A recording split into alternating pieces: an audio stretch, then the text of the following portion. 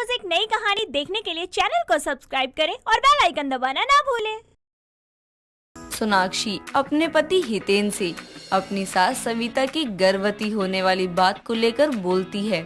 आप अपनी माँ से कुछ बोलते क्यों नहीं हो? उनको पोता पोती खिलाने की उम्र में और वो गर्भवती होकर बैठ गई हैं। लोगों को पता चलेगा तो सब मजाक ही बनाएंगे ना।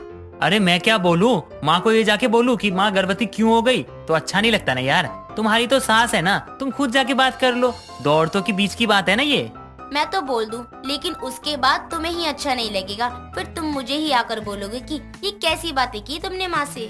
हाँ तो प्यार से भी बात हो जाएगी ना, तो उन्हें प्यार से ही समझा दो। तुम ना अपनी माँ के पल्लू से ही बंधे रहो। उस टाइम बाद अपने बेटे को गोद में लेने से पहले अपने भाई को ही गोद में लेके घूमते फिरोगे। यार वो माँ है, उनसे ये सब बात करना अच्छा नहीं लगता ना। वो क्या सोचेंगी? वो गर्भवती हैं, तब उन्होंने कुछ सोचा ही नहीं तो अब क्या ही सोचेंगी। तुम जाओ और अभी बात कर लो, वरना मैं बात करने गई तो फिर तुम्हें अच्छा नहीं लगेगा। बोलो, करूँ जाकर मैं बात अब?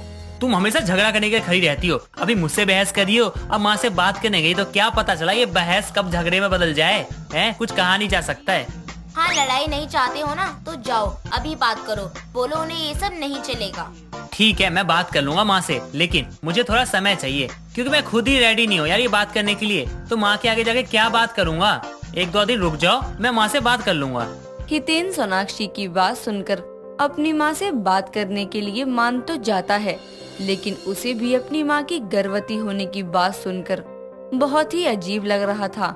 2 दिन बाद वो अपनी माँ सविता से इस बारे में बात कर रहा होता है। वहाँ सोनाक्षी भी खड़ी होती है। तभी वहाँ एक मनोज नाम का आदमी आता है। उसे देखकर सोनाक्षी बोलती है, जी आप कौन और आप यहाँ क्या कर रहे हो? किसी से मिलने आए हो क्या?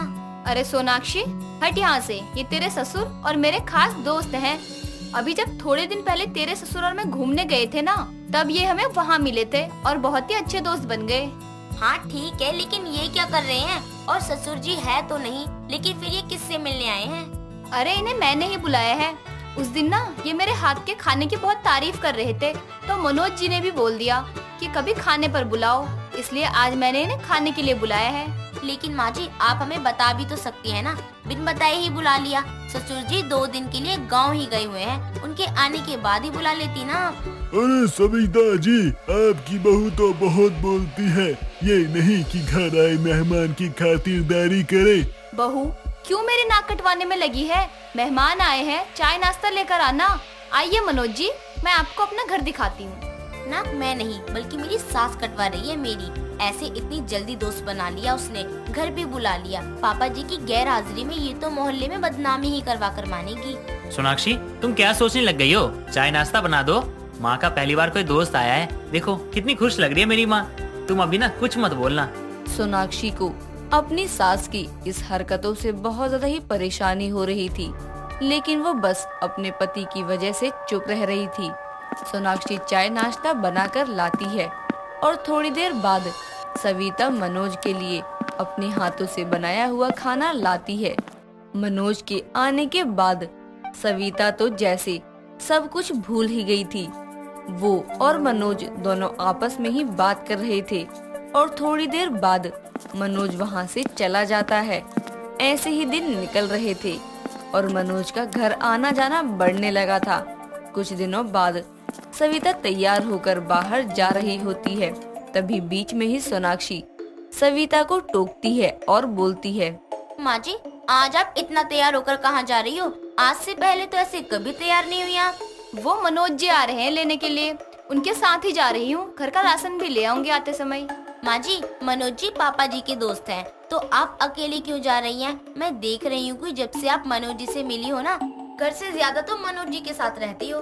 बहू, तू अपनी सास पर ही शक कर रही है। तेरी सास हूँ मैं और तू मेरी बहू, इसलिए बहू के जैसे रह। हाँ, मुझे तो अपनी सास का ध्यान रखना ही चाहिए ना, इसलिए तो बोल रही हूँ। मेरी सास गर्भवती है, तो बाहर घूमना फिरना कहीं कोई परेशानी ना हो जाए, इसलिए आप मत जाओ कहीं भी। हाँ पता है मुझे, और मेरा अच्छे से ध्यान रखेंगे ना मनोज जी। कोई बात नहीं, तू परेशान मत हो। ये कुछ भी करे वो सब चलता है, लेकिन खुद को कभी गलत नहीं बोलेगी। और तो और मेरी सास गर्भवती है, लेकिन फिर भी साइड अफेयर रखा हुआ है। सविता इतना बोलकर वहाँ से चली जाती है। सोनाक्षी को सविता पर शक होने लगता है। और वो अपनी सास पर ही नजर रखने लगती है। रोज रोज का यह तमाशा देखकर सोनाक्षी तंग हो जाती है और अपने पति के पास जाकर बोलती है, हितेन, माँ जी का अफेयर चल रहा है मनोज अंकल के साथ। ये क्या बकवास करी हो तुम? माँ है वो मेरी, और तुम उनके बारे में क्या बकवास किए जा रही हो? मुझे पता है ये सुनकर तुम्हें बिल्कुल भी अच्छा नहीं लग रहा है, लेकिन यकीन करो मैंने खुद देखा है कि माँ जी कभी मनोज अंकल को घर बुला लेंगी तो कभी खुद ही उनके साथ चली जाती हैं। हाँ तो क्या हुआ, तुम भी तो अपने दोस्तों के साथ घूमने जाती हो ना, तब तो माँ ने तुम्हें कुछ नहीं बोला, और अब जब माँ का थोड़ा मूड हो गया घूमने का तो तुम उन पर शक कर रही हो। पापा जी तो अभी तक आए नहीं है। मनोज अंकल दोस्त तो पापा जी के भी है ना, लेकिन वो तो बस माँ जी के लिए ही घर आते हैं, कभी पापा जी के बारे में पूछा ही नहीं उन्होंने। तुम ना ये बकवास की बातें ना अपने दिमाग से निकाल दो और मेरे भी दिमाग में मत डालो। तुम्हें तो हमेशा अपनी माँ ही ठीक लगती है, कभी अपनी बीबी की भी सुन लिया करो ना। मुझे तो लगता है मेरी गर्भवती सास का अफेयर चल रहा है और बच्चा भी। बस करो यार, तुम अपनी हद पार किए जा रही हो। जितनी बकवास करनी थी तुम्हें, तुमने कर ली है, ठीक है, लेकिन अब इसके आगे कुछ भी नहीं, समझी तुम? हितेन इतना बोलकर वहाँ से चला जाता है, लेकिन सोनाक्षी हितेन की एक बात नहीं सुनती है और अपनी सास के खिलाफ सबूत इकट्ठा करने लगती है। कई दिनों तक वो उन दोनों का पीछा करती है और कुछ दिनों बाद दोनों की साथ में फोटो ले लेती है, और जब वो दोनों घर आते हैं तो हितेन को फोटो दिखाते हुए बोलती है, ये देखो अपनी माँ की फोटो, बहुत तरफदारी कर रहे थे ना, अब देखो। इसमें कौन सी बड़ी बात है, साथ में बाइक पर ही तो बैठे हैं। माँ जी आप खुद ही बता दो आपका इनके साथ अफेयर है ना, क्योंकि मेरी बात तो मानने से रहे। बहू, ये सब तुम क्या कह रही हो? मेरी इज्जत की परवाह नहीं है तो कोई बात नहीं, लेकिन अपनी सास की इज्जत का मान तो रखो। आप तो रहने ही दो, शादीशुदा होने के बाद भी मेरी माँ जी के साथ अफेयर कर रहे हैं, उनके दोस्त बन रहे हो। और माँ जी आप अपने बेटे को खुद बताओगी या मैं कुछ भी बोलना शुरू करूँ? माँ ये सब क्या कह रही है? ये इतनी देर से इतना सब कुछ बोले जा रही है और आप कुछ नहीं कह रही है इसे, इसका मुंह बंद करवाओ ना। अरे सही होती तो कुछ बोलती ना, खुद देखो ना, मैंने इतना सब बोल दिया लेकिन इन्होंने एक शब्द भी नहीं बोला। अब तो तुम्हें मेरी बात पर यकीन हो गया ना? माँ मुझे आपसे ये उम्मीद नहीं थी।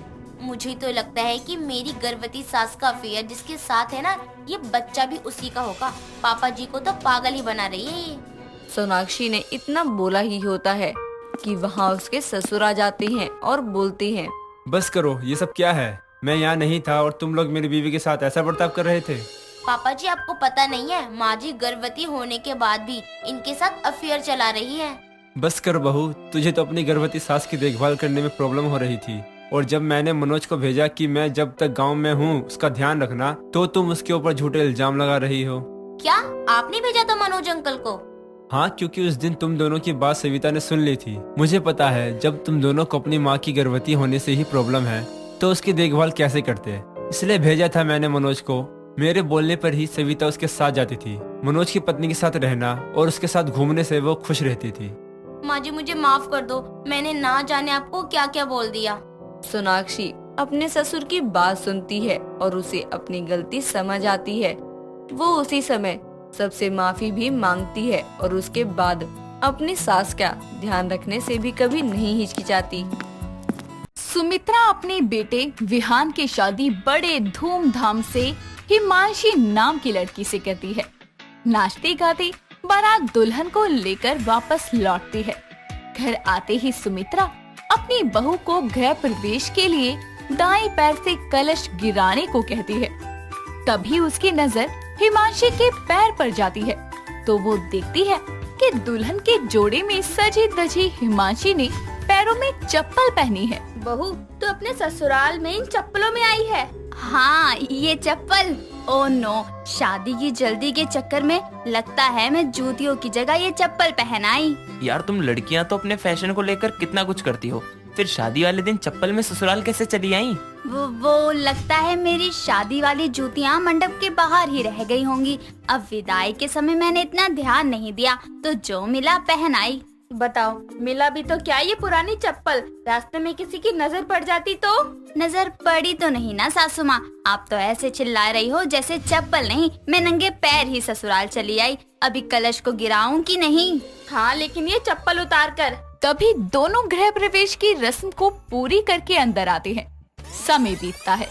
एक रोज जब विहान नाश्ता लेने किचन में आता है तो देखता है कि हिमांशी किचन में भी चप्पल पहनकर ही काम कर रही है। हिमांशी, तुम किचन में भी चप्पल पहनकर आ गई? हाँ तो क्या हुआ, ये रसोई है, मंदिर नहीं जहाँ चप्पल पहनकर नहीं जा सकते। अरे तो घर में कौन चप्पल पहनकर घूमता है? तुम्हारी पत्नी, वो विहान। मुझे ऐसे खाली पैर अच्छा नहीं लगता, मुझे इन चप्पलों की आदत सी है। आदत का तो पता नहीं बहू, लेकिन इस चप्पल से तुझे लगाव बड़ा है, तभी तो ससुराल में भी चप्पल में ही आ गई। अभी आप फिर वही बात लेकर बैठ गई सासू माँ। नाश्ता बन गया है, आप दोनों बाहर जाकर बैठिए। तभी दोनों रसोई से बाहर चले जाते हैं और हिमांशी अपने कामों में लग जाती है।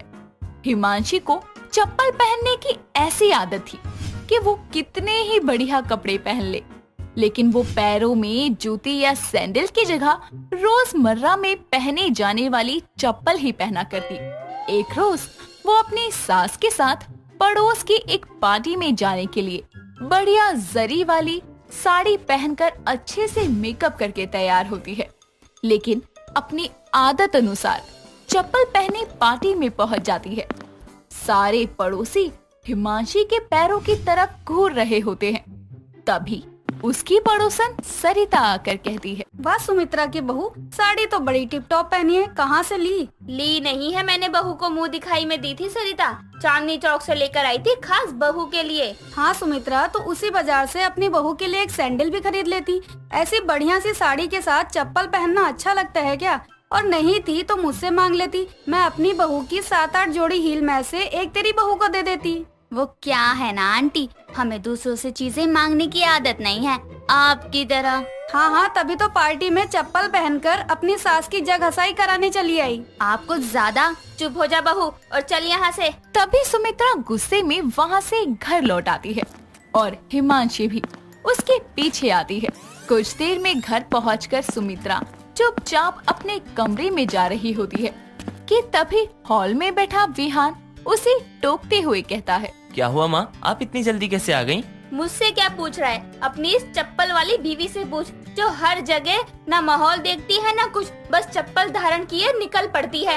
हाँ तो चप्पल पहनकर पार्टी में गई तो कौन सा बड़ा गुनाह कर दिया मैंने? गुनाह नहीं किया बहू, लेकिन कभी तो इस चप्पल को छोड़कर कोई सैंडल या कभी कुछ और जूती वूती पहन लिया कर। सासू माँ, मुझसे नहीं पहनी जाती ये सैंडल, कितना टक टक बजती है, एड़ियाँ दर्द हो जाती हैं इसमें, और जूती में मेरे पंजे दबते हैं, इसलिए मुझे ये चप्पलें ही आरामदायक लगती हैं।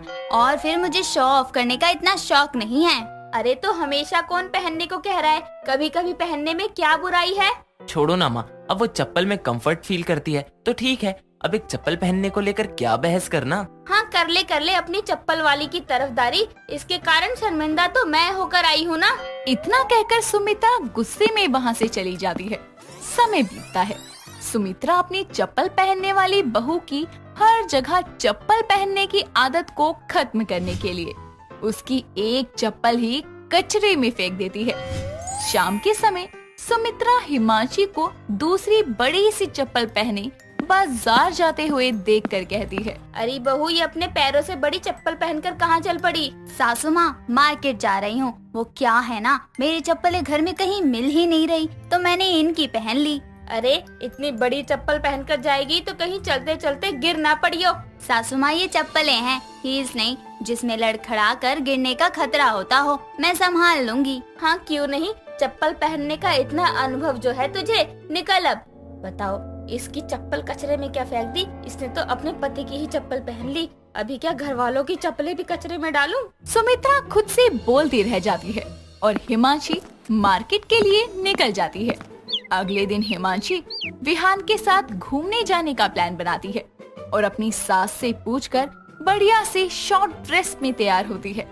तभी उसकी पड़ोसन सरिता वहाँ मिठाई ले आती है। सुमित्रा, ओ सुमित्रा, मुंह मीठा कर। क्या बात है आंटी, ये मिठाई किस खुशी में? अरे वो मेरे विक्की ने फुटवेयर की दुकान खोली है ना, तो उसी की खुशी में। सुमित्रा, अपनी बहू को वहीं भेज दिया करियो चप्पल लेने, चप्पल में कई फैंसी आइटम रखे हैं उसने अपनी दुकान में। चलिए अच्छा है, इस बार आप कुछ मांगने तो नहीं आई। वैसे बहू, तू कहाँ हीरोइन बनकर जा रही है? मैं हीरोइन लग रही हूँ सच में आंटी? हाँ बिल्कुल, लेकिन खाली कपड़ों से, पैरों की चप्पल से तो छोड़, क्या ही बोलूं, चलती हूँ।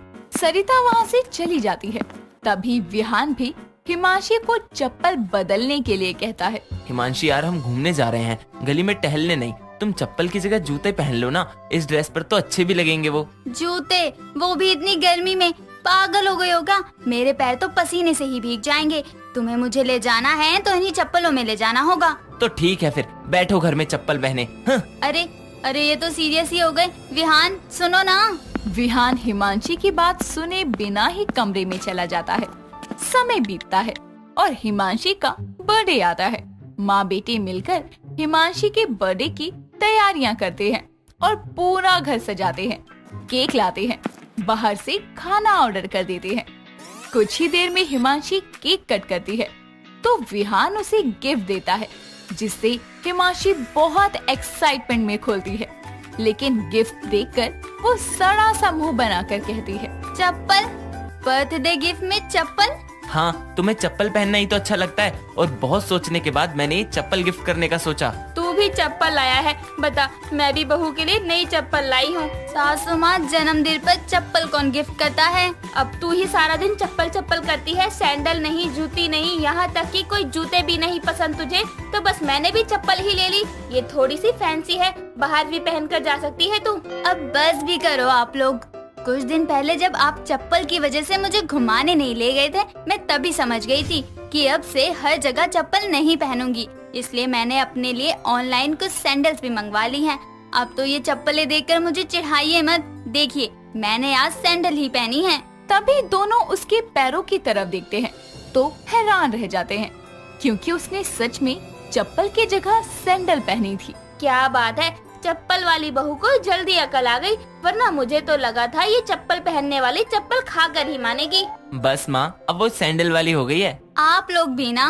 तभी तीनों हंसने लगते हैं और फिर एक साथ मिलकर खाना खाते हैं। दोस्तों, अगर आपको ये कहानी पसंद आई तो इसे लाइक करें, शेयर करें और कमेंट करके बताएं कि कहानी में आपको सबसे अच्छा क्या लगा।